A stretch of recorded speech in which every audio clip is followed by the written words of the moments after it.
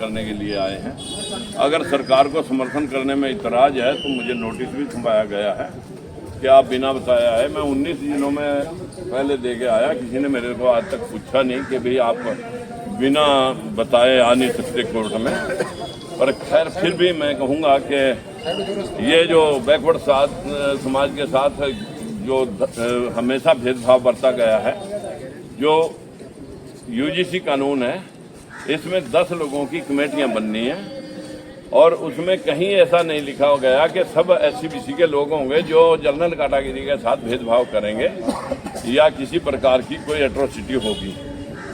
ये सिर्फ और सिर्फ एक वही बात है कि जैसे मंडल आयोग मंडल के खिलाफ जो है ना, आडवाणी जी एक मंडल लेकर के चल पड़े थे पूरे देश में, बाबरी मस्जिद का तूफान उठाया था और मंडल आयोग की जुबान को दबा दिया गया।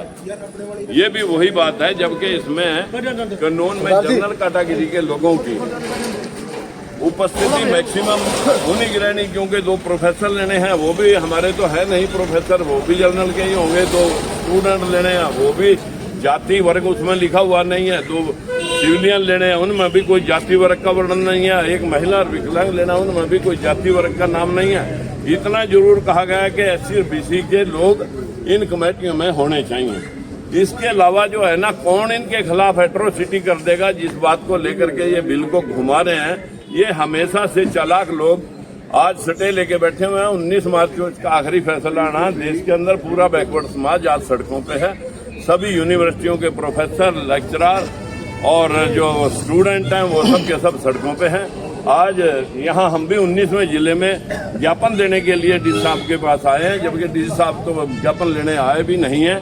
तहसीलदार को फॉर्मेलिटी करने के लिए भेजा गया है, पर फिर भी हमने ज्ञापन तहसीलदार साहब के माध्यम से दिया है कि इसको द्रौपदी मुर्मू जी, हमारी माननीय महामहिम राष्ट्रपति जी को यह पहुँचाए, ताकि इस बात के ऊपर कार्रवाई हो सके कि इस प्रकार का भेदभाव हमेशा बैकवर्ड समाज बर्दाश्त नहीं करेगा। ये बात लेकर के हम आपके बीच में आए। तो आपने कई मुद्दे भी रखे, जिस तरह से सरकार की अगर बात करें, महंगाई की बात करें, वो कुल अगर हरियाणा की स्थिति की बात करें, देखिए आपको मालूम है कि वो लोग कहाँ गए। अब जो कहते थे रुपया पतला क्यों हो रहा है, अब रुपया पतला पूछने के लिए वो 100 क्रॉस करने लग रहा है। वो पूछ नहीं रहा कि रुपया पतला कैसे हो गया। वो लोग जो 2 करोड़ नौकरियां देने वाले थे, 15 लाख देने वाले थे, वो लोग आजकल 5 किलो 15 लाख के बदले में 5 किलो दाने पर आ गए हैं। अब क्या करेगी ये समाज जो है ना, जो बहुजन समाज है, दलित हैं, पिछड़े हैं, माइनॉरिटी के लोग हैं, ये सब के सब कहीं ना कहीं इस प्रकार से महरूम हैं कि इन लोगों को सिर्फ 80 करोड़ लोगों को आज ये 5 किलो दाने पर पहुंचाया गया है। अमेरिका ट्रेड डील के अंदर 5 मिनट के अंदर एक फोन लग करके सीज फायर होता है और एक फोन से ट्रेड डील हो जाती है। जो रसिया के साथ हमारा सस्ता तेल आता था, उसके बदले में ट्रंप के कारण अब वेनेजुएला से हम महंगा तेल खरीदेंगे। उनके माल के ऊपर हम 0 GST लेंगे और हमारे माल पर जब बाहर माल जाएगा तो हम 18% या 16% GST देंगे। ये दोहरा मापदंड इस देश के साथ किन दबाव में खेला गया है। अगर अमेरिका की जिन्स, अमेरिका का अनाज हिंदुस्तान के बाजारों में बिकेगा तो यहाँ का किसान, जो छोटा किसान है, उनके माल का मुकाबला कर नहीं सकेगा। वो सब के सब बेरोजगार हो जाएंगे, जमीनें उनकी नीलाम हो जाएंगी। इस प्रकार से जिस प्रकार की ये ट्रेड डील हुई है, हमें लगता है कि इस देश के साथ जिस प्रकार का अडानी और अंबानी को लेकर के खेल खेला जा रहा है कि कहीं उसी पैटर्न पर तो देश नहीं जा रहा है जैसे चाइना के अंदर राष्ट्रपति है फॉर एवर के लिए, और यहाँ भी कहीं यही गेम प्लान तो नहीं चल रहा। तो हमारा कहना है कि समय रहते आप सब सावधान हो जाएं और इस देश के प्रजातंत्र को बचाए रखें। ज्ञापन है और हम शांति प्रिय ढंग से पिछले दिनों के अंदर हमने ज्ञापन दिया। हमने ये यूजीसी का समर्थन किया और एक चेतावनी भी दिया सरकार को कि इस बिल को लागू करें, और ये समर्थन भी है और एक चेतावनी भी है, ताकि हमारे बच्चे यूनिवर्सिटियों में पढ़ते हैं, कॉलेजों में पढ़ते हैं, उनके साथ भेदभाव ना हो। और हमारे माननीय राजकुमार सैनी जी हमारे राष्ट्रीय अध्यक्ष हैं पार्टी के, ये पूरे देश के अंदर, पूरे प्रदेश के अंदर एकमात्र एक आवाज़ है जो यूजीसी के समर्थन में बोल रहे हैं, और समर्थन में बोलते हुए भी सरकार इसको उल्टा ले रही है। तो हमारी सरकार से निवेदन भी है और चेतावनी भी है कि इस बिल को लागू करें ताकि हमारे बच्चों के साथ कोई भेदभाव ना हो। धन्यवाद। हमारे एक वकील साहब है बाबू सिंह कोर्ट के। जी, मैं एडवोकेट भारत भूषण। ये आज जो लोकतंत्र सुरक्षा पार्टी के राष्ट्रीय अध्यक्ष राजकुमार सैनी जी के तत्वाधान में उनकी मेहनत और उनकी लगन, उनके जो संघर्षशील जो हर बार सिद्धांत की बात करते हैं, उनके साथ जुड़कर हमने भी आज ज्ञापन दिया राष्ट्रपति जी के लिए। और हम ये बताना चाहता हूँ कि यूजीसी से किसी का नुकसान नहीं है। मैं एक एडवोकेट के तौर पर उस बिल को पढ़ने के बाद, जो कि इक्विटी बिल है, और इक्विटी का मतलब आर्टिकल 14 और 15 जो हमें सीधा सीधा बताती है, आज ही नहीं बाबा साहब ने हमें पहले अधिकार दे रखे हैं, पर कुछ लोगों की मनुवादी सोच और उनके जो अत्याचार से तंग आकर कुछ बच्चों ने आत्महत्या की। 2016 में हमारे तड़वी, डॉक्टर तड़वी थी, पायल तड़वी, उसने आत्महत्या की। उसके बाद 2019 में ये जो आज यूजीसी लागू करने की बात आ रही है, ये यूजीसी बिल जो आया है वो इक्विटी बिल सरकार ने माननीय सुप्रीम कोर्ट की डायरेक्शन के थ्रू आया है। और इसमें जितने भी सदस्य हैं, उस बिल को जो टीम थी, उस टीम में जो कमेटी थी, उसके जो अध्यक्ष थे वो भी बहुत राजपूत समाज से थे और इसमें अन्य जनरल कैटेगरी के लोग थे। तो हम ये कह रहे हैं कि इसमें किसी की भी समस्या नहीं होनी चाहिए, क्योंकि भारत का संविधान सबके लिए समानता की बात करता है और हम संविधान को मानते हैं। हम किसी के साथ भेदभाव नहीं चाहते, हमारी किसी से लड़ाई नहीं है। और यूजीसी लागू हो, इस समर्थन के साथ आज हमने ये समर्थन के साथ यहाँ पे ज्ञापन दिया। जय हिंद, जय भारत, जय फुले। त्रासदी की झेलने की वजह से इनके नंबर इंटरव्यू में किसी के 5, किसी के 7 दिए गए। और अभी भी एक 42,421 नंबर की केस वहाँ अंकिता के नाम से चल रहा है, जिसके 478 नंबर थे, उसको 12 नंबर नहीं दिए गए ताकि वो सिलेक्ट हो जाए। लेकिन 450, 451, 450.5 उन लोगों को 86, 86, 84 नंबर दे रखे। इस प्रकार का भेदभाव यूनिवर्सिटियों में जब हो रहा है, तो आखिर जज साहब ने पूछा कि ये भेदभाव अगर हो रहा है तो ये कमेटियां क्या कर रही हैं? बोले जनाब यहाँ कमेटियां, तो वकीलों ने बताया कि कमेटियां तो 1956 में एक कानून आया था, हर यूनिवर्सिटी के अंदर एक कमेटी बननी थी जिसमें SC, BC और जनरल के बराबर लोग होने चाहिए थे, जो सिलेक्शन और प्रमोशन के समय मौके पर होते तो इन बच्चों के साथ कोई भेदभाव न कर सकता। वकीलों ने बताया कि कमेटियां 1956 से लेकर के 70 साल में अभी तक कोई बनी ही नहीं। ये तो जनरल कैटेगरी के लोग अपना पैनल बनाते हैं और अपने लोगों को 200 नंबर का इंटरव्यू में से 100 और 125 नंबर तक दे देते हैं और 150 नंबर भी दे देते हैं। और जो शेड्यूल कास्ट और बैकवर्ड क्लास के बच्चे हैं उनको किसी को 12, किसी को 15, किसी को 10। अब 400 में जिस बच्चे को 150 नंबर मिल गए वो तो हो गया, 350 नंबर लेके भी वो तो सिलेक्ट हो गया। और जिस बच्चे को 400 में से 350 नंबर लेने के बाद भी अगर 5 या 7 नंबर दिए जाएंगे तो वो सिलेक्शन नहीं हुआ। इस वजह से ये बच्चे सुसाइड कर गए। तो इस पर जज साहब ने कहा, सुप्रीम कोर्ट ने कहा कि भाई कमेटियां तब अब तक नहीं बनी तो अब कमेटियां बनाओ।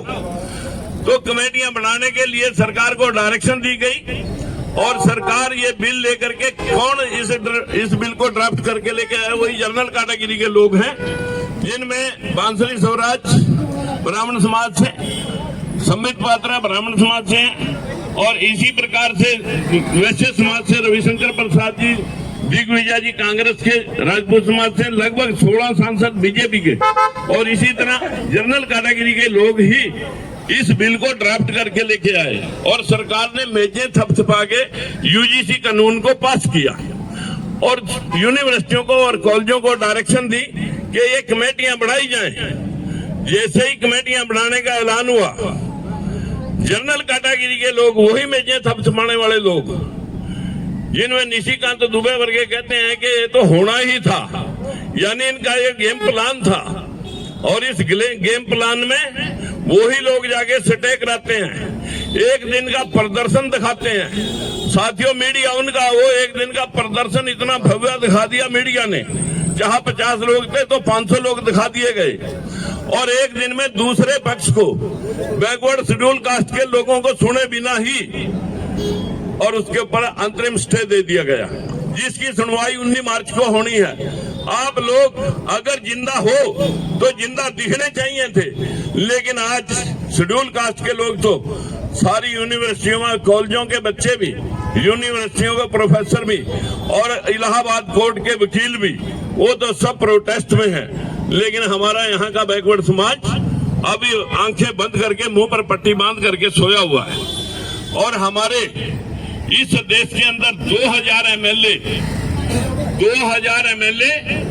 हमारे SC BC समाज के, माइनॉरिटी समाज के जो 2000 MP और MLA हैं, 80% लोगों के 2000 MP MLA हैं और 20% जनसंख्या वालों के भी 2000 MP MLA हैं।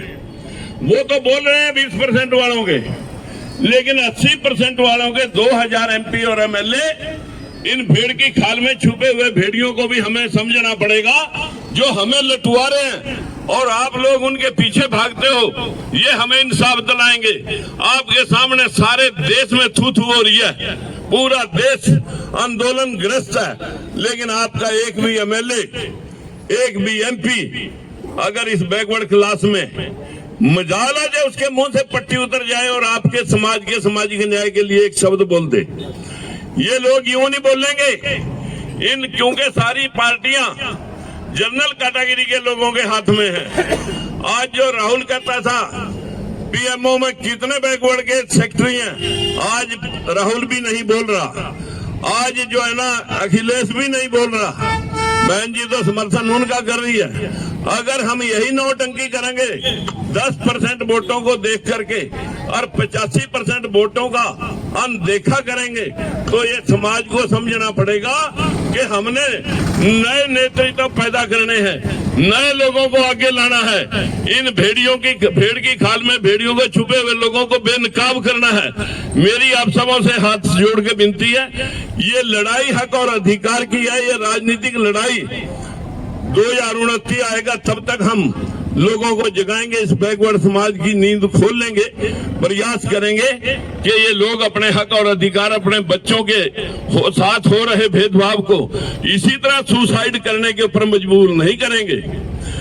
मेरा आप सबों से हाथ जोड़ के विनती है, ये UGC कानून, इसमें 10 लोग लेने हैं यूनिवर्सिटी में, 10 लोग लेने हैं किसी कॉलेज में। देखिए दिल्ली यूनिवर्सिटी के अंदर 92 कॉलेज आते हैं। किसी भी एक कॉलेज का प्रोफेसर ना किसी भी एक कॉलेज का प्रिंसिपल बैकवर्ड या शेड्यूल कास्ट का नहीं है। 92 के 92 कॉलेजों में जनरल कैटेगरी के लोग बैठे। इस देश में 45 यूनिवर्सिटियां जो सरकार द्वारा रन की जा रही हैं। 45 यूनिवर्सिटियों में लगभग आपके सामने मित्रों 38 लोग जनरल कैटेगरी के वाइस चांसलर हैं। अब जो कमेटियां बनाएंगे, 10 लोगों की कमेटी बननी है। भाई आप समय बात मत कर रहे, लोगों को ये बात बतानी होती है। आप सुनेंगे तो लोगों को बताएंगे ये क्या है, आज का झगड़ा क्या है, ये लोगों को बताने का मामला है। आप सब लोगों को जाकर के बताएंगे कि 10 लोग लेने हैं। और किसने लेने हैं? यूनिवर्सिटियों के वाइस चांसलर और कॉलेज के प्रिंसिपल। आप बताइए, सब कॉलेजों में और यूनिवर्सिटियों में जब जनरल कैटेगरी बैठी है, वो किन लोगों को जगह देगी इन कमेटियों में? हमारे सभी लोगों की संज्ञान में ये बात होनी चाहिए। 2 प्रोफेसर लेने हैं सीनियर इस कमेटी में। एक तो वाइस चांसलर या प्रिंसिपल रहेगा जो उस संस्था का होगा। 2 प्रोफेसर होंगे जो सीनियर होंगे, उनमें किसी का जाति वर्ग नहीं लिखा हुआ। 2 स्टूडेंट लेने हैं, उनमें भी किसी की जाति और वर्ग नहीं लिखा हुआ। 2 सिविलियन लेने हैं, कोई रिटायर्ड अफसर या कोई समाज सेवी, उनमें भी जाति का वर्णन या वर्ग का वर्णन नहीं है। 1 महिला, 1 विकलांग, उनमें भी कोई जाति या वर्ग का वर्णन नहीं है किस वर्ग से। हाँ, इतना नीचे लिख रखा है कि SC BC और जनरल की संख्या मेजोरिटी में SC BC की होनी चाहिए, क्योंकि इनकी संख्या ज्यादा है। लेंगे या नहीं लेंगे ये तो भविष्य बताएगा, लेकिन लेने से पहले ही एक दिन का प्रोटेस्ट दिखा करके सारा मीडिया उनका है। साथियों, मीडिया ने आपके सामने तूफान उठाया एक दिन और जनरल काटागिरी के जो हमें हिंदू बनाने वाले ये प्रकाशते हैं, हमें हिंदू करते हैं। हेलो, हाँ जो कुछ 2 सेक्टर से कोर्ट की तरफ जाना, गाड़ी लास्ट में जाऊँ गए वहाँ खड़े हैं। हमें हिंदू करते हैं। आज असली हिंदू तो जालिए तुम्हारे खिलाफ स्टे लेने के लिए। पीछे बात मत करें भाई, वो बच्चे इधर आ जाएंगे, थोड़ा सीख लेंगे। आप भी आ जाओ भाई। क्या बताओगे जाकर के कि हम कहाँ गए थे? जो हिंदू करने वाले हिंदू हृदय सम्राट नरेंद्र मोदी को भी अब तेली तंबोली बता रहे हैं। वे वही लोग हैं जो लोग हमें हमेशा हकारते हैं। और क्या बहाना ले रहे कि जय बैकवर्ड को भी साथ ले लिया इस कमेटियों में, तो ये तो SC/ST एक्ट की तरह फिर मिसयूज होगा। जैसे वो केस दर्ज करा देते हैं SC वाले, ये बैकवर्ड वाले भी हमारे खिलाफ हमारे बच्चों को जेलों में पहुंचा देंगे। साथियों, इसमें निजी शिकायतों का कोई प्रावधान ही नहीं, वो तो प्रिंसिपल या वाइस चांसलर अपने आप सुनेगा। इसमें तो भेदभाव रोकने के लिए कि जो सिलेक्शन प्रमोशन में भेदभाव हुआ है, 90% नौकरी जनरल कैटेगरी ले गई है। सारी यूनिवर्सिटियों में 45 यूनिवर्सिटियों में 1 अप्रैल 2018 तक बैकवर्ड का एक भी प्रोफेसर नहीं है, बैकवर्ड का एक भी एसोसिएट प्रोफेसर नहीं है। असिस्टेंट प्रोफेसर है वो भी 10%, उनकी तनख्वाह 25,000 और जो प्रोफेसर पक्के हैं और एसोसिएट प्रोफेसर है उनकी तनख्वाह 2.5 लाख। पढ़ाने वाले 25,000 वाले, मजा लेने वाले 2.5 लाख वाले। ये है यूनिवर्सिटियों का संविधान।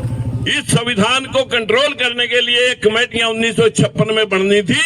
SC/BC के लोग बीच में बैठे होने चाहिए थे सिलेक्शन प्रमोशन में, लेकिन उन लोगों के ने कमेटियां ही नहीं बनाई, सिर्फ अपने पैनल बना करके ये सिस्टम रन कर रहे हैं, इसी को चला रहे हैं। अंधे बंटे रेवड़ियां दें आप अपनों को। हमारा बच्चा कितना भी मेरिट होल्डर हो, उसकी कोई औकात नहीं होती। मेरा आप सभी से हाथ जोड़ के विनती है, ये बात घर घर जानी चाहिए कि आखिर ये UGC मामला है क्या। इसी तरह अदालतों में 625 जज हैं, 25 हाई कोर्ट, एक सुप्रीम कोर्ट। साथियों, 625 जजों में सिर्फ 18 जज SC/BC के और माइनॉरिटी के हैं, टोटल मिला के 3%। अब आप ये समझेंगे आखिर आपको न्याय दे कौन। इस न्याय के लिए ये लड़ाई सड़कों पर लड़ी जा रही है। आज हम 18वें जिले में ज्ञापन देने के लिए पंचकुला में आप सब लोगों को याद किया। आप 19वें जिले में आज हम ज्ञापन देने जा रहे हैं और माननीय कलेक्टर महोदय को अपील करेंगे कि ये हमारा ज्ञापन महामहिम राष्ट्रपति द्रौपदी मुर्मू जी तक जाए, ताकि वो इसका संज्ञान लें। जब उन लोगों को भी प्रताड़ना से नहीं पड़ सकती है कि किसी में धार्मिक अनुष्ठान में उन लोगों को दूर रखा जाता है, तो इस देश में कौन से रामराज की आप कल्पना कर रहे हैं। इस देश में जो सा रामराज हुआ कि सूर्य ने हनुमान खा गया, कान में बैल के बच्चे, कान में कुंती है बच्चा बन गया, मुंह से बच्चे बन गए।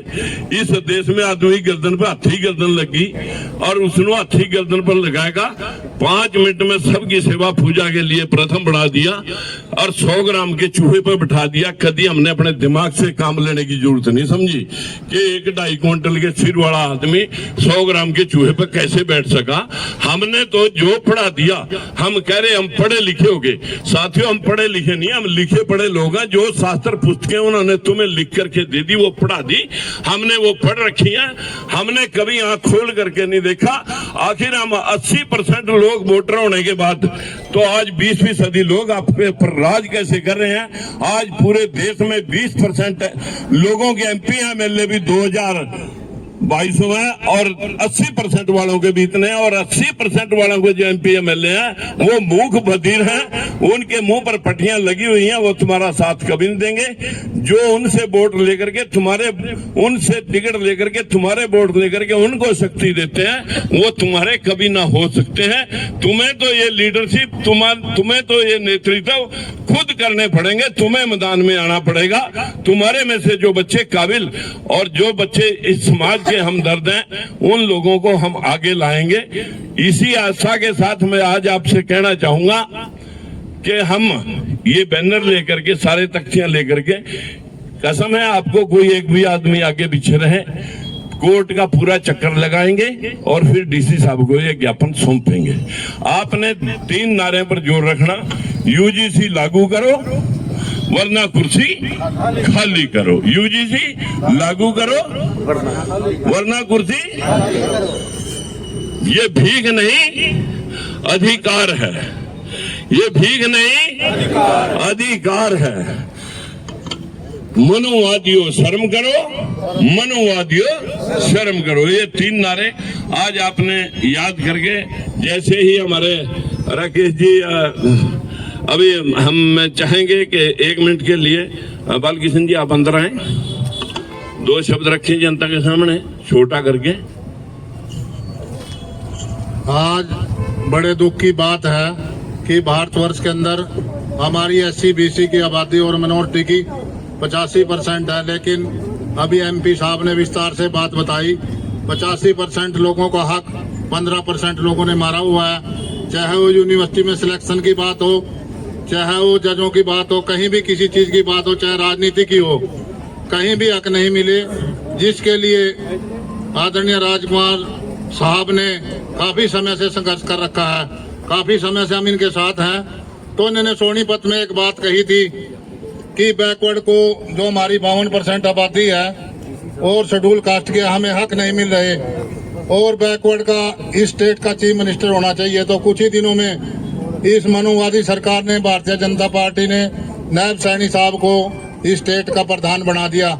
लेकिन फिर इन्होंने कहा कि प्रधान बनने से बात नहीं बन सकती जब तक सत्ता की कुंजी अपने हाथ में नहीं होगी। तो 6 महीने के अंदर नायब सिंह सैनी को इस स्टेट का चीफ मिनिस्टर बना दिया। लेकिन आपने पिछले दिन देखा, जब वाई पूर्ण कुमार IPS की हत्या हुई, उन्हें सुसाइड करना पड़ा मनुवादी लोगों के, अफसरों के तंग आने से। तो एक शिष्टमंडल उनके पास गया, जिसमें केंद्र का मंत्री भी था, CM हाउस पे मिला और उन्होंने कहा कि सर इस पे एक्शन लो। तो CM साहब ने कहा कि इन दोनों अफसरों को, IPSों को सस्पेंड करो जिन्होंने इस IPS के साथ जाति की। लेकिन वहीं एक मनुवादी सोच का अफसर खड़ा हुआ, खुल्लर साहब, उसने कहा कि आप सस्पेंड कैसे कर सकते हो। तो आप सभी ने वो खबर सुनी और देखी कि कितने ताकतवर हैं ये लोग, जिनकी आबादी देश के अंदर 15% है। और CM ने वहाँ ये बात कही कि आप तो सस्पेंड करने की बात कहते हो, मैं तो एक चपड़ासी भी नहीं बदल सकता।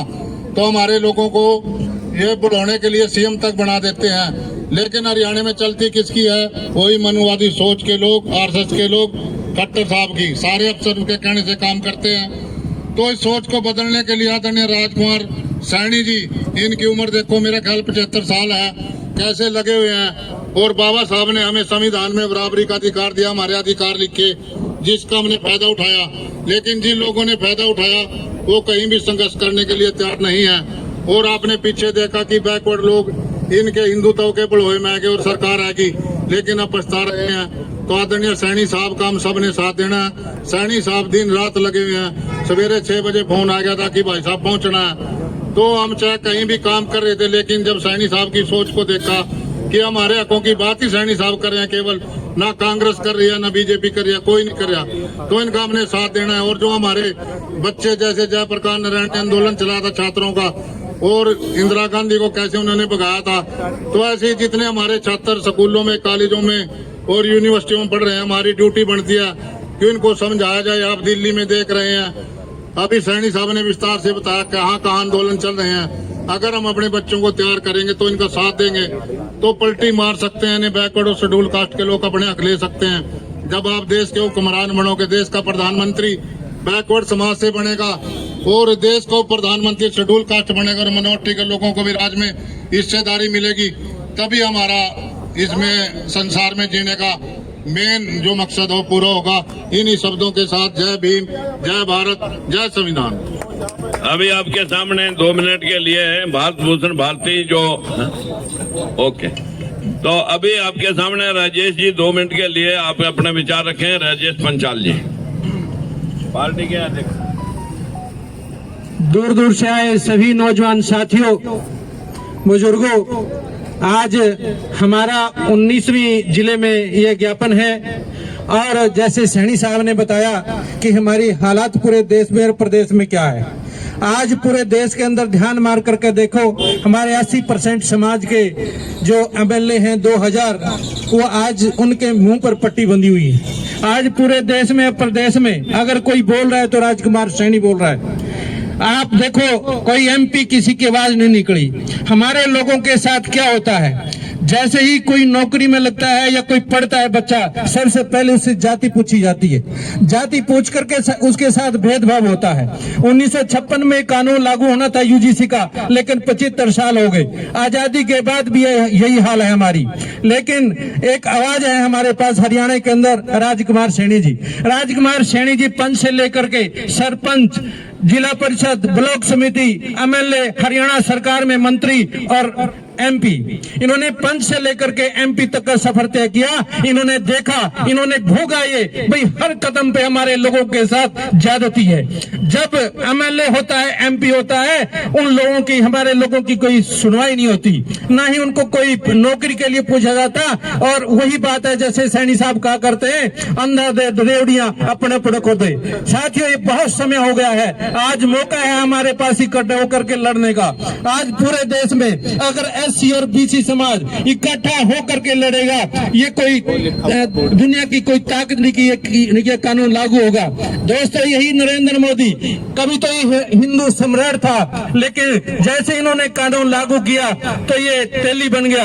आप इनकी मानसिकता देखते हो, हम किसी जाति और किसी के विरोध में नहीं है, हम अपने अधिकार और हक की लड़ाई करते हैं। साथियों, वक्ता बहुत हैं, मैं बहुत बहुत धन्यवाद करता हूँ। आप दूर दूर से आए, बहुत बहुत धन्यवाद। जय भीम, जय भारत, जय संविधान। राजकुमार सैनी, राजकुमार सैनी, लोकतंत्र सुरक्षा पार्टी, लोकतंत्र सुरक्षा पार्टी। अभी आपके सामने सबसे पहले मैं आप सभी भाइयों से विनती करता हूँ, सरदार जी आप परे मुंह करके खड़े हैं। सरदार जी भाई इधर इधर, सभी का ध्यान आकर्षित करते हुए मैं आप सबको, यही मेरी इस गेट के सामने ही मेरा मकान है और वहीं पर जो एमएस गुप्ता के बराबर वाला मेरा मकान है, वहीं आपके लिए मैंने चाय का इंतजाम रखा हुआ है। ज्ञापन देने के बाद हम सब वहाँ चाय पी करके फिर रुखसत होंगे और अभी हम एक राउंड करेंगे पूरे जिला कैंपस का।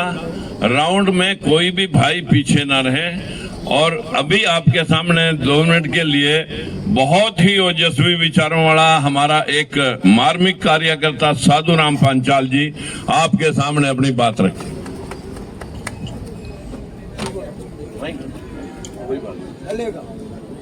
परम आदरणीय आज इस मूवमेंट के नायक भाई साहब, और मैं ये समझता हूँ इतना टाइम ना कि इस देश के अंदर बाबा साहब भीमराव अंबेडकर साहब, जिन्होंने इतनी विपरीत परिस्थितियों के अंदर भी संविधान के माध्यम से हम सभी लोगों को आज सम्मानजनक जीवन दिया है, उसके बाद इस युग के अंदर इसी काल में हमारे मान्यवर साहब श्री कांसीराम जी आए। उन्होंने पूरे देश को बाबा साहब के पदचिन्हों पर चलने के लिए और अम्बेडकरवाद को इस देश में जिंदा रखने के लिए बड़ी भारी मुहिम चलाई, जिसके माध्यम से हम यूपी के अंदर सरकार बनाने में भी कामयाब हुए। अगर तीसरी शख्सियत इस देश के अंदर इस बीड़े को उठाने वाली है, हमारे वो दोनों युग पुरुष महापुरुष और उनके इस अधूरे कारवां को आगे यदि कोई आदमी पूरे भारतवर्ष में बढ़ा रहा है तो उस शख्सियत का नाम है राजकुमार सैनी। राजकुमार सैनी साथियों, कितने दिन से 15-20 साल से इस संघर्ष के अंदर वो तुले हैं। आज इस प्रकार के प्रोग्राम के अंदर जिस प्रकार से, मैं उन बातों को दोबारा से दोहराना नहीं चाहूंगा, बहुत सारे हमारे ऐसे गिद्दड़ के जो है ना वो भेड़िया ऐसे बैठे हैं हमारे लोगों के अंदर से जो हम ही को काट रहे हैं। आज यूजीसी के अंदर इसके जोरदार नारा लगाए, यूजीसी लागू करो, लागू करो, लागू करो, यूजीसी लागू करो, लागू करो, लागू करो, यूजीसी यूजीसी लागू करो, लागू करो, लागू करो। साथियों, जब सत्ता के उस तक पहुंचना है तो उसके लिए मैं ज्यादा समय नहीं लूंगा, क्योंकि 2 मिनट का समय हमारे साहब ने हमारे को दिया है। इतनी विपरीत परिस्थितियों के अंदर भी अपने सब सुख सुविधाएं, सम्मान और कुर्सी को ठोकर मारकर आज ये हमारे बीच में, आपके बीच में मान्यवर राजकुमार सैनी जी, जो हर कदम पर जहां भी किसी प्रकार की कोई पीड़ा इस समुदाय के अंदर होती है, हमारे बैकवर्ड क्लास को, तो साथियों जब मंडल और कमंडल की बात आई तो सबसे पहला हमारा वो जो गोस्वामी लड़का जोगी कास्ट से वो जलकर मरा था। तो साथियों, ये जो सरकार है कभी काले कानून ले आती है, कभी कृषियों के लिए। यदि वाकई हित ऐसी है, पिछड़े वर्ग का ये तेली और कहता है, तो क्यों ना एससी और एसटी की तर्ज के ऊपर, जब इनका पूर्ण बहुमत है लोकसभा में, क्यों ना इस प्रकार का कानून लेकर आए, क्योंकि नीचे बॉटम से लेकर टॉप तक पिछड़े वर्ग को वो अधिकार दे।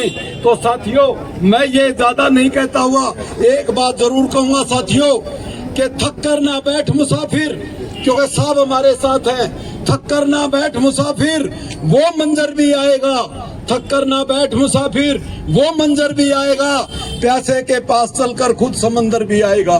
थक कर ना बैठ मुसाफिर वो मंजर भी आएगा, प्यासे के पास चलकर खुद समंदर भी आएगा।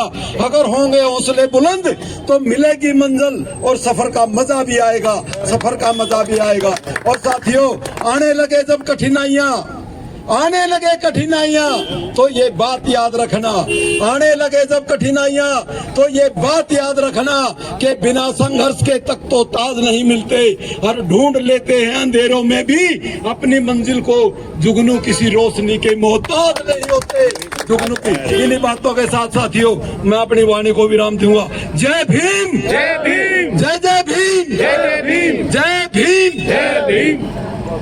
साथियों, यूजीसी का एक नारा जोर का लगाएंगे।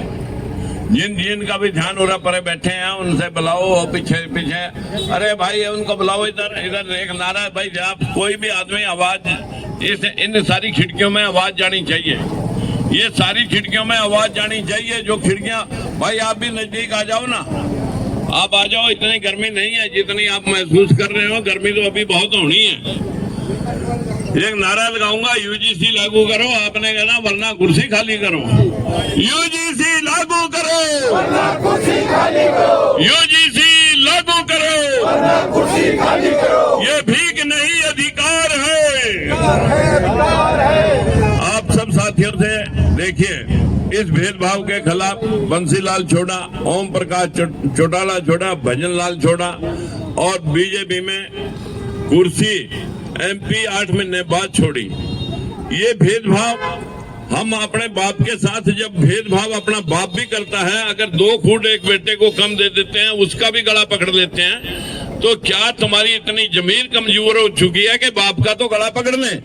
और इनका गला कौन पकड़ेगा? जो 1 फुट कम होने पर एक मकान में से 10 मरले या 2 मरले भी कम हो जाए आपके, तो बाप का गला पकड़ लें। इस भेदभाव के खिलाफ इन पाखंडियों का गला साथियों कौन पकड़ेगा? ये मेरी आपसे विनती है। Hello hello hello hello hello.